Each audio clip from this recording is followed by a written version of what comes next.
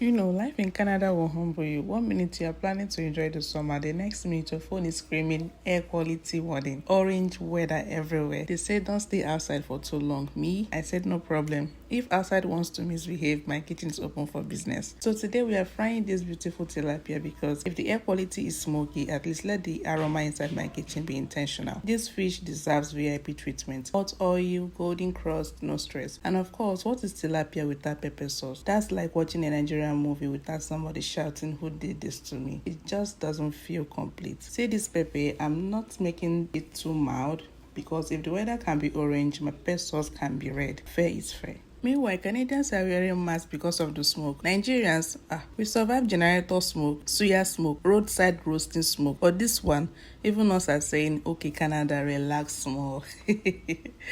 By the time this fish and pepper sauce are ready, I won't even remember the orange sky outside. I will be too busy fighting fish bones and asking for extra pepper. If food can solve problems, this meal just solved today's weather stress. Who else agreed that good food is therapy? Now tell me, if I invite you over, are you eating this with rice, yam, plantain, or just swallowing the fish straight? Don't lie in the comments. If you finish this fish before the pepper sauce, you are disciplined. If you finish the pepper sauce before the fish, congratulations, you are officially Nigerian. The sky may be orange outside, but this pepper sauce is about to make my eyes red too. Wish me luck. Anyways, welcome to Canada, where you expect the unexpected. Today it's orange skies, tomorrow it might be snow. Until then, I'll be indoors enjoying my tilapia and pepper sauce. At least the only smoke I want is the one coming from my frying pan. Thank you for watching. Bye. My name is Shande, the best cooker in the world. Oh,